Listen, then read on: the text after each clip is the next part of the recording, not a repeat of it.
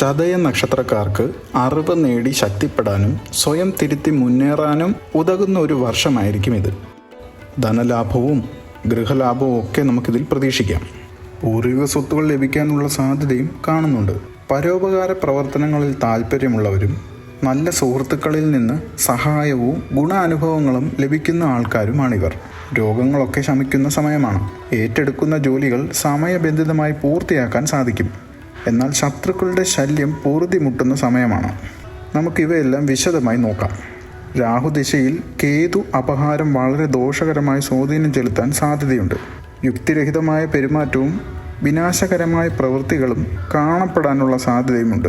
ആരോഗ്യ പ്രശ്നങ്ങൾ, മാതാപിതാക്കൾക്ക് തൊഴിൽപരമായ തടസ്സങ്ങൾ ഇവയൊക്കെ ഉണ്ടാകാനും സാധ്യതയുണ്ട്. എന്നിരുന്നാലും ബുധൻ, വ്യാഴം, ചൊവ്വ എന്നീ ഗ്രഹങ്ങളുടെ അപഹാരങ്ങൾ ഗുണകരമായ ഫലങ്ങളും നൽകും. 25 വയസ്സുവരെയുള്ള വ്യാഴദശയിൽ വ്യാഴം ആത്മീയതയുടെ ഗ്രഹമാണ്. ഈ ദശയിൽ ആത്മീയ കാര്യങ്ങളിൽ താല്പര്യം വളരുകയും ആരാധനയിൽ ഏർപ്പെടാനുള്ള അവസരങ്ങൾ ലഭിക്കുകയും ചെയ്യും. സാധാരണയായി സമ്പത്തും ഭൗതിക സുഖങ്ങളും വർദ്ധിക്കും. ധനം സമ്പാദിക്കാനും പുതിയ വാഹനങ്ങൾ വാങ്ങാനും സുഖകരമായ സമയമാണിത്. തൊഴിൽ പുരോഗതി കൈവരിക്കാനും ഉയർന്ന സ്ഥാനം നേടാനും സാധ്യതയുണ്ട്. 44 വയസ്സുവരെ നീണ്ടു നിൽക്കുന്ന ശനി ദശാകാലത്ത് ശനി ദോഷകരമായ സ്വാധീനം ചെലുത്താനുള്ള സാധ്യതയുണ്ട്. ഉയർന്ന തസ്തികയിലുള്ള ജോലി ചെയ്യുന്നവർക്ക് പ്രമോഷൻ ലഭിക്കാനുള്ള തടസ്സങ്ങളും നേരിടാം. മറ്റുള്ളവരുടെ അസൂയയും പാരവയ്പും കാരണം പ്രശ്നങ്ങൾ ഉണ്ടാകാം. പുതിയ ജോലിസ്ഥലത്തോ ജോലിയിലോ ചേരുന്നത് ശ്രദ്ധയോടെ വേണം. ചില സന്ദർഭങ്ങളിൽ തൊഴിൽ തന്നെ നഷ്ടപ്പെട്ടേക്കാം. അനാവശ്യമായ ചെലവുകൾ വർദ്ധിക്കാനുള്ള സാധ്യതയുമുണ്ട്. കുടുംബാംഗങ്ങളുമായി, പ്രത്യേകിച്ച് അമ്മ, പിതാവ്, സഹോദരങ്ങൾ എന്നിവരുമായി വാഗ്വാദവും അസ്വാരസ്യവും ഉണ്ടാകാം.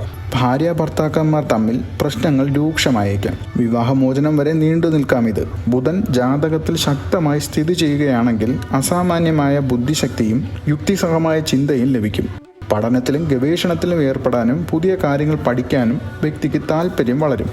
ശാസ്ത്രം, സാങ്കേതികവിദ്യ, ഗവേഷണം എന്നിവയുമായി ബന്ധപ്പെട്ട മേഖലകളിൽ വ്യക്തിക്ക് നേരിട്ട് നേട്ടങ്ങൾ കൈവരിക്കാൻ സാധ്യതയുണ്ട്. സാഹിത്യം, നാടകം, സംഗീതം തുടങ്ങിയ മേഖലകളിൽ താല്പര്യം പ്രകടിപ്പിക്കാനുള്ള സാധ്യതയുണ്ട്. വിദ്യാഭ്യാസത്തിൽ ഈ നാളുകാർക്ക് പുരോഗതി കൈവരിക്കാനും ഉയർന്ന വിദ്യാഭ്യാസം നേടാനുമുള്ള സാധ്യതയുമുണ്ട്. ബുധദശാകാലത്ത് ഈ നക്ഷത്രക്കാർക്ക് ജീവിതത്തിൽ പൊതുവെ നല്ല ഫലങ്ങളായിരിക്കും ഉണ്ടാവുക. എന്നാൽ ചില വെല്ലുവിളികളും നേരിടേണ്ടി വന്നേക്കാം. ചതയ നക്ഷത്രത്തിൽ ജനിച്ചവർക്ക് സൂര്യൻ, ശനി, കേതു ദശകളിൽ ദുരിതങ്ങൾ ഉണ്ടാകാനും സാധ്യതയുണ്ട്.